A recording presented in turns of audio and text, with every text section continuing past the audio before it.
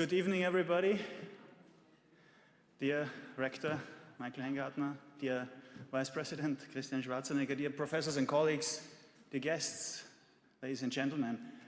As the Dean of the Faculty of Business Economics and Informatics, it's my great pleasure to welcome you tonight here for the inaugural lecture for a youngster, so to speak, as Assistant Professor Dr. Guilherme Lichand, who is Assistant Professor in Economics of Child Wellbeing and Development since the fall 2016. But before giving the floor to him, let me briefly introduce him. He's from Brazil, and he studied his bachelor in the FGV, which is one of the well-known, also internationally well-known institutions. Studied, of course, economics, as you might have guessed. He then went on to study a master in economics at the Catholic University in Rio de Janeiro.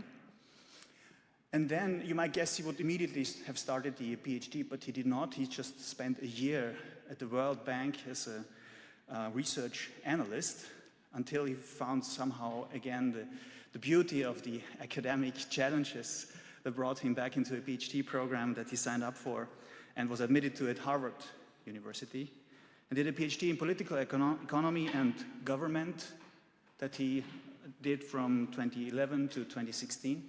And right after that, out of his PhD, if you want, he was appointed assistant professor here in the Department of Economics.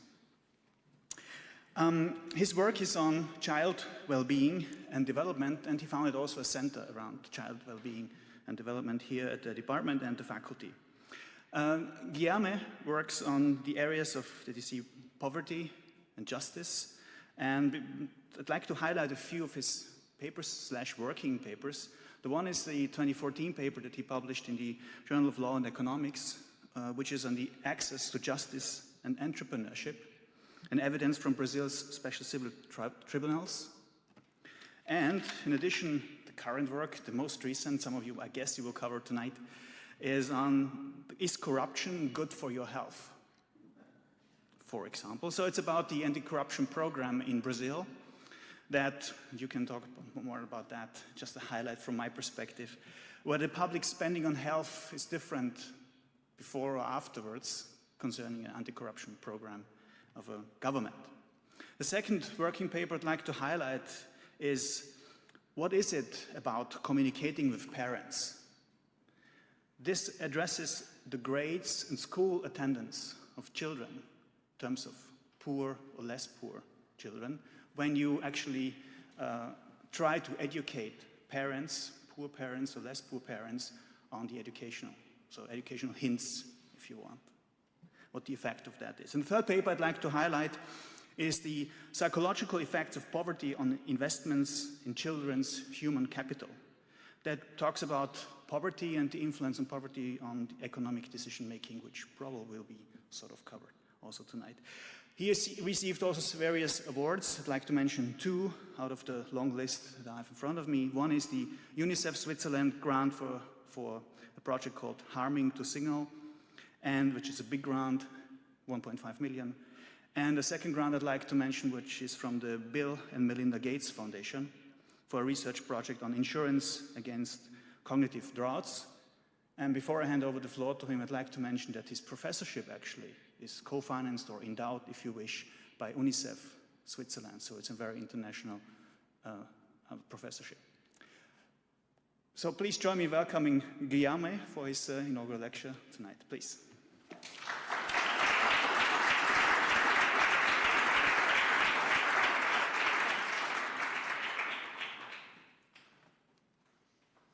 Great.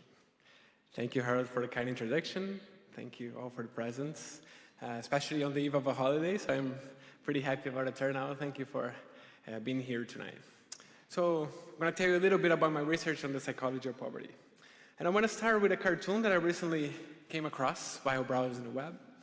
And it's called How to Screw Up Your Life in 6 Simple Steps. I think, probably everyone in this room could agree that each of these steps indeed, having no ambitions or goals, poor diet, lack of nutrition, little social interaction, lack of physical activity, poor hygiene, developing unhealthy habits, all of these steps indeed, I guess, people would agree, contribute towards having, a not so bright future if you engage in them.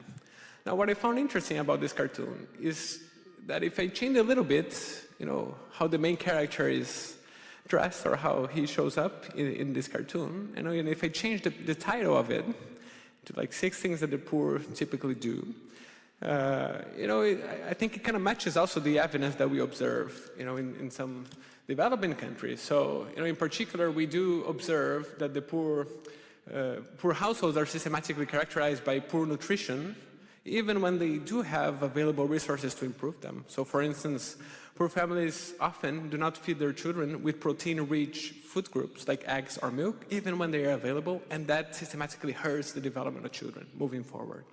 Or take poor hygiene. Diarrhea is a leading cause of child death worldwide, and it could be easily prevented through hand washing. And often, even though poor families note this, they fail to undertake this habit systematically. So, if you believe in this, in this new version of the cartoon, perhaps you're inclined to think that the poor, they face poverty because of their own decisions. And if that's the case, potentially society has nothing to do with it, because they're poor, because they systematically undertake these bad decisions. Now, of course, this is an extreme view, which I believe perhaps everyone in this room would dispute. And there are other views, of course. On the other extreme, one may say that the poor are actually poor, not because of their own decisions, but because they face constraints that keep them in poverty. So, these arguments are, pretty much irreconcilable, if you will. One blames the poor for the conditions because of their decisions, the other because of the conditions they face.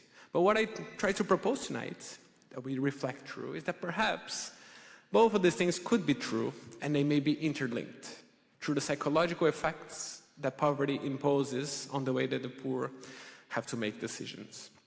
So the motivation for, posing this hypothesis is the fact that mental bandwidth is limited. So the capacity that we have to make decisions, all of us, is limited. I don't know if you knew that, but your brain, the amount of energy that is powered on, is probably less of that of your fridge lamp. So given that this amount of energy is pretty limited, it's not surprising that we have limited attention, memory, impulse control to allocate to all decisions that we have. And I guess all of us have already experienced the fact that we gradually spend this limited mental budget as the day goes by. And during the night, as you're tired of having resisted many impulses during the day or having paid too much attention during the day, it's harder to resist that impulse to eat a chocolate bar, especially if it's Swiss chocolate, when it gets to the night.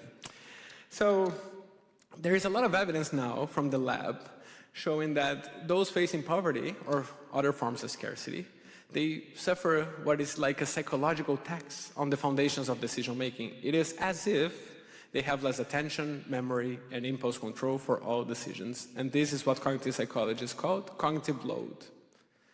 But there is an interesting side effect. Because they're so focused on these extra financial worries, they're kind of capturing part of this attention, memory, impulse control. Even though they're significantly worse overall, they're less worse in tasks that involve this scarce resource. So for instance, the poor are typically better at remembering the price of, toothpaste at the exit of the supermarket. So this is called focus. For the economists in the room, these two effects are equivalent to an income and a substitution effect. It's like the relative price or paying attention to the scarce resource, or to whatever is non-scarce actually, has increased because you're facing scarcity pressures. And so income effect is like you have less budget for everything, mental budget in this case, but relatively so, it's a little bit cheaper to pay attention to the scarce resource. Fine. Do we actually observe these effects in the field, so outside the lab? So this paper published in Science in 2013 shows us evidence for that. So the setting here is sugarcane farmers. Sugarcane is interesting in south of India because you can only harvest it once a year. So because people these farmers are typically very bad at smoothing consumption over the year, typically before harvest, you're very poor. You spent all your budget, and then right after harvest, you're flush with cash. So that gives you a great opportunity to compare the same farmer right before harvest and right after harvest when it comes to performance in these attention, memory, and impulse control functions. Okay, so, but how do you measure farmers' IQ in the south of India? So, that's one way that's pretty popular. It's called Raven's matrices. If any of you ever undertook an IQ test, I guess, you saw this test before. Basically, you have to spot patterns and figure out which of the proposed figures here best fits the missing figure there. So, the answer in this case is number 3. If you're not sure, we can talk after the talk. But that's typically how they would assess IQ, and in fact, you also do it on the field. Now, there's other ways to measure farmers' attention, memory, impulse control. So another one is digit span. So I can tell you, progressively longer numbers and test, how many digits can you simultaneously hold on your working memory. And I can also run tests, one test that is called STROOP. This is an attention and impulse control test, and we're going to play it right now. So I want you to tell me, as fast and accurately as you can, the color that you see, regardless of the shape. All right? Are you ready? Okay, let's go.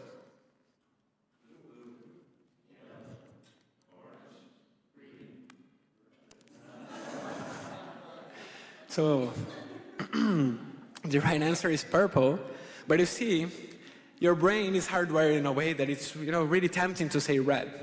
So that's STROOP, and then your attention impulse control are measured by ways of how fast you are at responding to this and how accurate you are. So let me show you the results for the sugarcane farmers. So before harvest, when these farmers are poor, in this Raven matrices test, they're doing significantly worse in spotting how to complete these patterns. And in fact, the magnitude is huge. So if you benchmark the score to actual IQ tests, so the score of these farmers in the post-harvest group is normal. And the score in the pre-harvest group is cognitively impaired, so pretty large effects. Also, you see, for cognitive control, reaction times are much higher before harvest, so they're doing this slowly, and they do much more mistakes. So if you believe this evidence, this is consistent with the fact that poverty indeed, impedes cognitive function. It generates cognitive load, and then, if you think about the original dilemma, maybe it's justified to think that actually it's the constraints that the poor face that actually screw up their decision making. It's not their fault. The environment places those constraints. Now, there are some issues with this as well. The first is, well, perhaps, a lot of things change with harvest. It's not just the psychology of poverty. Maybe also these farmers are eating better after harvest. So, maybe it's poverty, but maybe something beyond the psychology. And the second thing is, these effects do not replicate everywhere. So this is from an alternative study undertaken in the United States with a population of unemployed people. So the researchers invite these poor individuals to take a survey about cognitive tests, very similar tests than the ones that I already showed you. And then they randomize when they get paid. So it's an experiment here. So half the subjects get paid before they undertake these cognitive tests, and the other half gets paid 1 week after. So pretty similar setting, but now in a controlled environment, online experiment, different setting. And what you see is the following: even though those that get paid after, they spend significantly less in this week in between when they are going to get paid, they do no different in the quality of decision making, working memory, or STROOP time. So in this case, you don't see any of the effects that you saw in the case of India. So what's going on here? Are those results inconsistent? Well, what I like to pose here is that poverty is about many dimensions, of course, but it's about low levels, meaning not having enough, but also about facing high risk. When you're poor, maybe you're worried that you have to skip meals, you don't know when you're going to get paid. And this is a fundamental difference across these experiments. In India, when you still haven't got paid by the sugar mill hasn't yet bought your harvest, of course you're facing low levels, don't have enough resources, but also perhaps you're afraid you're facing high risk. Is the mill ever going to buy my harvest? Or is it going to buy it in time before I have to start skipping meals? Whereas in the US, I'm pretty sure that if you haven't been paid yet, but the university promises you that it's going to pay you in 1 week, I'm pretty sure you believe you're going to get paid. So even though it's the US and not Switzerland. Now, could it be the case then that the two papers are right, but actually risk is the key dimension behind these cognitive effects? So that's what we're going to test in this paper with my colleague Andy Mani from the University of Oxford. So what we're going to do here is take advantage of a survey experiment. I'll explain more about how it works in a second. But the trick here is the following. We're going to have a sample of family farmers that have rain-fed agriculture, so they don't have irrigation. They depend on rain, fundamentally, for a good harvest. And we're going to make half of them worry more about the risk of a drought. So we're going to ask half of them, what would you do if there was a drought in your municipality this year? Whereas the other half, we're just going to ask a question that has nothing to do with droughts. So we're going to ask, what would you do if the next soap opera was not good? I mean, this in principle shouldn't make people worry about the risk of a drought or poverty, but it's Brazil, and so people may consider this to be bad news, and so at least it's comparable. So what is this trying to do? So priming is, asking this question is just trying to emulate a mental state that presumably these farmers face all the time. So presumably they worry, is there going to be a drought? Is rainfall going to be enough all the time? And then when we ask this question, potentially we make this top of mind for at least part of them, so emulating the psychological effects that they typically face in their day-to-day lives. So the idea here is, this threshold model of consciousness in which, hearing this question may, for some of them, make it intense enough and, stay there long enough that they attend to it, it becomes conscious or top of mind. Well, should you believe in it, it's very conceptual, right? I'm going to compare a group that heard a question to another group that heard a different question. Very different from the India experiment, where it's, you got your harvest bought or not, or the US experiment where you got paid or not. So we're going to benchmark this to real shocks. Rainfall shocks that involve both levels and risk. And payday variation coming from conditional cash transfers. So in Brazil, the conditional cash transfer gets paid to different people in different days of the month, depending on the last digit of their social, which is random. So this gives us, a bunch of experiments to try to really understand what's going on here. Of course, the question is nice because it's very controlled. So I can ask you the question and have you play this experiment. So I'm sure this is not about differential nutrition or anything else. It's just the psychology of it. The real shocks give us a hold of what happens with, real economic shocks that these farmers face. Now, there's a challenge here. If we want to use rainfall variation, we have to observe these people making decisions across many regions and over many points in time, because rainfall must vary across those dimensions. But running these psychological tests in the field is typically complex. We need a lab setting, and this lab infrastructure is typically expensive. So how, to solve that challenge? Well, a solution we come up with is to use cell phones. Even in a poor country like Brazil, it's the case that almost everyone has a phone. And it's substantially low cost to survey subjects across many times and over many periods if you use phones. Of course, it's not that easy, because several tests like Stroop that you saw involve visual elements that you cannot run using dumb phones. They're not like your typical iPhone that we would have here in Zurich. So, to get around this challenge, what we do is we adapt this test to create audio versions of those tests. So here's one example for Stroop, which you already saw. So, we instead of showing you these shapes and colors, what we do is we tell you a sequence of digits, like, please tell us how many times you hear the digits 4. 4, 4, 4, 4, 4. It's very tempting to press 4 on your phone, but the actual answer is 5. So that's the audio version of Stroop. Perhaps this sounds a bit complicated. So, to explain to you how that was made possible, I actually have to take a few steps forward in my trajectory to tell you, how this first came about. So that's the cartoon version of me. And a bit of the story. So, as you heard from Harold, as I was at the World Bank, I was trying to make a difference to the world, but I was pretty frustrated at that. I don't think I achieved that. So I went to the PhD. But during the first summer of the PhD, I felt I would work for government to see if that was any different at the other side of the table. So I went to work for a very poor state, Rio Grande do Norte, in northeast Brazil. And there, the state asked me to do many things that were similar to what I did in the bank, but one thing was very different. They wanted me to evaluate their milk distribution program, which served 150,000 families every day. So, very poor beneficiaries would go there every day to get their milk. They wanted to know if the program, was delivered the milk with high enough quality, if people who received it actually needed it, and so forth.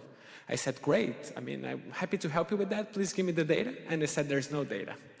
So that's when, the idea came to actually take advantage of cell phones to collect data at low cost, high frequency, high breadth, such that we could learn fast about the program. So, even if you cannot read Portuguese, as several of these beneficiaries, you understand you just have to give your phone number, you get a call. You answer, it's an automated call, so it's a computer-based call, local accent, you answer by pressing digits, and then if you answer through the end, you get airtime credit to speak to your friends and family. So a no-brainer. For the first time in 20 years, they had data about the program, and they were able to redesign the program based on evidence. Fine. But for the purpose of this talk, what matters here is that at some point I started thinking, well, maybe I can use the same idea to run these IQ tests among these family farmers in northeast Brazil. And so that's what we did. So let me show you the results. First thing is, we have to test whether this mechanism makes any sense. So, when we ask people this question about droughts rather than about soap operas, do they actually start thinking more about droughts? So, early on through the rainy season in March and April, what you can see is that, in blue is the extent to which they are worried about rainfall in the next month. And in orange is the extent to which they're worried about household bills more generally. So all these individuals are poor. They're pretty worried about household bills all the time. When they hear this question, their attention is kind of displaced. So it switches from worrying about general household bills, and now is focused really on rainfall. So that's what's nice about priming. It's pretty narrow about the specific mechanism. And so what do we find in terms of cognitive load and focus? Well, for both effects, we do see that those that hear this question, they systematically experience this effect. So they display worse attention, memory, impulse control, but less so when it comes to tests that involve the scarce resource, water. For you to see that, I just have some examples here. So this summary measure is a collection of many tests. Here I just show you some. So Stroop, for instance, this one that you actually played today, they do, if it's to the right of the dashed line, you're doing worse in this test. So they're doing systematically worse in a test like Stroop. And if I get the whole collection of tests, they're doing systematically worse in attention, memory, impulse control. But look at what happens when it comes to focus. So here to the right of the line, you're doing better. Okay? So they're doing better in finding the word water in word search games, the audio version of this, but they're not better at finding the word money. So it's pretty specific about water. And it seems that, being concerned about this probability of a drought generates these two effects. So it induces the psychology of poverty. Now, how does this compare to other rainfall shocks? So if you experience a positive rainfall shock, what happens? So, you experience good rainfall. We use machine learning to predict what kind of rainfall shock should affect your worries. And then we look at what it does, what these shocks do to cognitive load and focus. Well, the exact opposite. You get a good rainfall shock. You start doing better in these tests. And you're less focused in water-related tasks. But what distance to payday does? Variation in this payday of the conditional cash transfer? Absolutely nothing.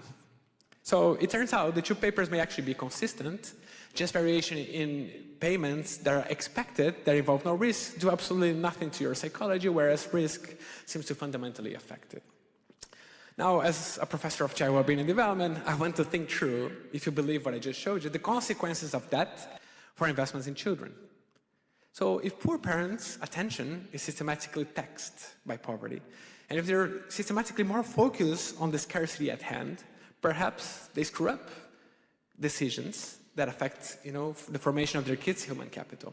So they may, mess up decisions that involve the intensity of parental engagement in their children's school life. And they may also mess up decisions to undertake investments in their children's education. If that's true, because education maps into higher earnings in the future, now we have the potential for poverty traps. Because your children will have, children of poor families will have a higher likelihood of remaining poor because their parents systematically miss the opportunity to undertake those investments. So let me show you evidence for each of those dimensions. So for an intensive margin, the hypothesis is poor parents pay less attention to their children's school life. Well, in fact, we have evidence that if we communicate with parents, we send them information about whether their children were in school or not, that makes children's performance systematically better. Presumably, economists would say, because their parents have wrong beliefs about whether kids were in school or not. And so they correct their beliefs, monitor more, kids do better. But alternatively, if you believe the psychology of poverty, it may be because these parents, they're facing poverty, their attention is taxed. And when you communicate with them, you actually make their children's school life top of mind. They attend more, their children get better. So how do we test this hypothesis? Let me give you just more a concrete example of what I'm saying here. Let's say, Deborah's mom get this message telling her that Deborah missed class yesterday. Of course, this lowers monitoring costs. This is sending information, but potentially there's a dual role here. When Deborah's mom got this message, maybe she's thinking, well, maybe I should pay more attention moving forward. So, potentially there's this salience component going on here, and we want to test whether actually this second component is responsible for causing these positive effects. So how would we test this? So let's say we have 3 different students, Joel, myself, and Deborah. And then these students are doing equally well, so the teacher says, look, all these students are equally absent or equally present in school over the last few weeks. but our parents will be randomized to different communication. So, my parents will get absolutely no message. I'm in the control group. João's parents would actually get exactly the information that the teacher filled in. So João was absent X times over the last 3 weeks. Whereas Deborah's mom will not get actually any information, just a message that tries to make it top of mind. So pay attention. It's important that she attends school every day. Does it make sense? So what we want to learn here is whether just doing this actually can replicate at least partly the effects of doing this. If that's the case, it's indicative that it's an attention problem. So what do we learn? First, and we do this in São Paulo with over 19,000 parents, all poor in public schools. So information does a lot. That's consistent with other findings from the literature. So it can increase attendance. That's equivalent to increasing attendance by 15%. It's a large effect. It increases GPA and standardized test scores by about 0.1 standard deviation. That's about being 1/4 ahead in school by just getting this one message a week. It's over 6 months. It's a pretty large effect. And increases grade promotion by 2.5 percentage points. Also pretty large effect, almost reducing grade retention by 1/3. Very large effects. Now what does salience do? Statistically, exactly the same. So it's no different just telling these poor parents pay attention than actually sending them information. So that's indicative that poverty affects this intensive margin. Now to be fair, I haven't really showed you that this is caused by poverty. But this is coming when I'm going to tell you now about the extensive margin. So extensive margin is, do poor parents actually, are they so focused on the short run that they mess up the evaluation of long-term returns and then miss opportunities to invest in their children? So, this is consistent with the observation we have that poor parents often, they fail to invest in their children, whether it's education or preventive health care. Presumably, the economists in the room will tell you because they face liquidity constraints, information constraints, and so forth. But if you believe the story of the psychology of poverty, maybe it could also be that they're so focused on the short run, they mess up evaluation of the long-term returns. So how do we test that? We're going to get a subsample of these parents in Brazil that experience the program. We're going to endow them with 3 Swiss francs. So here's some money for you on your phone. And we're going to offer them the opportunity to use that money to undertake a real education investment, which is an SMS program that sends parents messages twice a week. These messages are pretty simple. They're a habit formation program, just meant to make parenting top of mind. So it's based on the salience results that you saw before. What's interesting also is that this program has large average effects, I showed you already, but it has very heterogeneous effects. So different family profiles benefit differentially from them. For instance, families, if your caregiver has low schooling and is black, you're the one that is going to most benefit from a program like this. Your probability of advancing to high school increases by 4% by getting this, 4 percentage points, by getting these 2 messages a week. Whereas if you're high schooling and you have a kid that is a boy, you don't benefit from the program at all. For my purposes here, that is interesting because I can look at how parents' willingness to invest in this program varies with the returns of the program. So just want to see if, as I would expect at least, the higher the return of the program, the higher the willingness to invest in it. In particular, do poor parents' decision to invest vary with returns in a way that's different from the way that it varies for the rich? That's what we're going to do. Now, the methods we use now, you should be familiar with. So we're going to use a survey experiment. We're going to ask questions to different parents. We're going to just change the way we ask that question. So we're going to ask all parents what they would do if their children's school all of a sudden started charging for uniforms. But for the treatment group, we're going to say it's going to cost a lot more, $400, and the control is just $20. So this group that heard $400 should be made to feel a lot poorer than the other group, and that's what we're going to use to see how poverty changes this extensive margin. So first, the experiment works. Those that hear $400 become systematically more worried about household bills than those that hear $20. And what does it do to investments? So let's look first for those that I call rich. They're not really rich, they just heard $20 instead of $400. Look, this is the probability of advancing to high school as an effect of the program. And this is the share of parents that actually want to switch those 3 Swiss francs for 6 months of this SMS program. So as I would expect, at least the higher the returns of the program, the higher these parents' willingness to invest in the program. Okay, so that makes sense.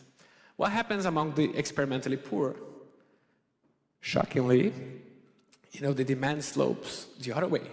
When the return is really low, So when it actually doesn't do anything, there's a very high share of parents that actually want to invest in it.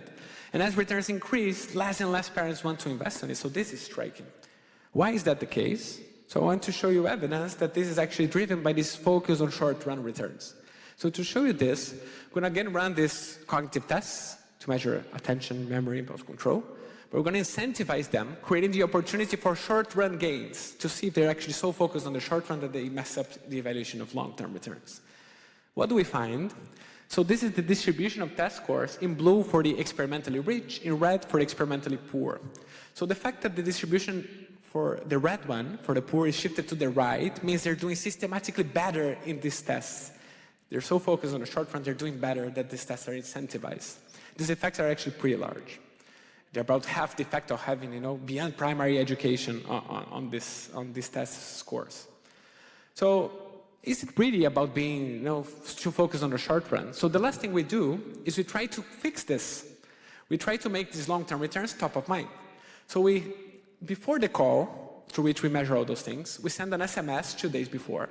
And then we randomize, so half the parents get a neutral message saying, look, last year 19,000 parents were getting this. But for the other half, we tell them, look, we predict that for your kid, the program has X effects on absences. Decreases 0, 1, 2, or 3 absences over time. The trick here is the following. Actually, absences, the effect of the program on absences is completely uncorrelated with the effect of the program on the likelihood of advancing to high school. Because this is the second semester, if you're less or more absent, it doesn't really map into repetition rates. So what's nice about this is that it's a salience message, but it conveys no information at all. What do we find? First, those that get the message, we make long-term returns top of mind, they actually start doing much worse in these short-run incentivized tests. The effect is exactly enough to offset the effects of poverty on cognitive function. And look, it completely reverses the psychological effects of poverty on the demand for investing in the program. So what have we learned? Well, I hope I've showed you evidence that poverty systematically hurts decision-making, particularly through risk. And then, we can have effects on real economic decisions, in particular those that could cause poverty traps. I showed you, I hope, that some progress can be made even in the presence of fundamental constraints. So we send simple messages every week, and then you're making the student do systematically better in school. Didn't change much. But at the same time, sometimes you remove fundamental constraints, like liquidity constraints. There were no liquidity constraints in this last experiment, but you still see these psychological effects. So, to really mitigate these effects, you have to either make these long-term returns top of mind, as we showed, or make decisions automatic. In developed countries like Switzerland, we don't make as many decisions as the poor do in Malawi. I don't have to decide whether I immunize my children or whether I send my kids to school. It's mandatory. And so, if we were making as many decisions as these guys have, and we were facing the constraints of poverty, perhaps we would also be screwing up those decisions. So, I've been pretty lucky that my research has been picked up by policy. So, a program like this, the summary of this slide is that it has over 1,000% return rates for government in expected savings because of lower grade repetition rates. And it's now operational in over 1,000 cities in Brazil, starting now in Ivory Coast and Dominican Republic as well. Over 250,000 active users so far, parents receiving these text messages every week. So I think I've been pretty fortunate so far. The work that I'm doing here through the Center of Child Wellbeing and Development is along those lines, even though a bit different. So we want to support UNICEF and other organizations with evidence such that they can do better programs to improve, basic opportunities for all children such that they can reach their full potential. If you go to our website, you can see a little bit more about our projects. And so I'll leave you to that. I want to thank you. I want to thank all the supporters and partners that make all this research possible. For sure, it would not be possible without their full support. I want, of course, to thank everyone at CCWD and the students. Actually, a lot of the work that you see is their hard work. And in fact, right now, there are some of them in Malawi doing a lot of the hard work. So thank you very much for the work you put in. I want to thank everyone at MGov. I think they will watch this online later. They're the ones making it possible to do all these crazy ideas over the phone. So I have to thank them as well. And of course, I want to thank my family who is here today. And I'm pretty happy you were able to come all the way from Brazil here. And everything that I showed, of course, is only possible because of you. Thank you very much.